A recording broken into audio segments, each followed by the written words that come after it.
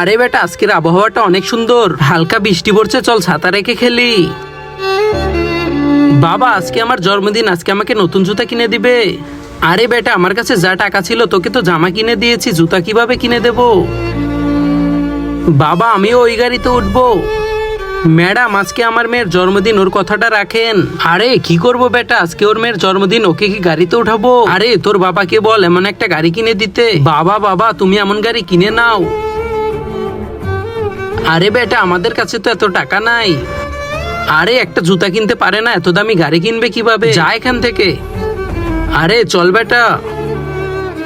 আরে জানি না ওরা কোথা থেকে এসে পড়ে। আরে বেটা, ওরা গরিব। নিচে থাকা সাদা সাবস্ক্রাইব বাটন দিয়ে কেউ যদি সাবস্ক্রাইব করে দেয়, তাদের বাবা মা অনেকদিন বেঁচে থাকবে। আর যারা এই ভিডিওটি লাইক করবে, তাদের মনের আশা যেন পূরণ হয়, আমি দোয়া করে দিলাম। আরে বেটা, তুই গাড়ির উপরে উঠতে চেয়েছিলিস, আয় তোকে এখন ঘরের উপরে উঠাই। এখন দেখ কেমন লাগে, মজা লাগছে না?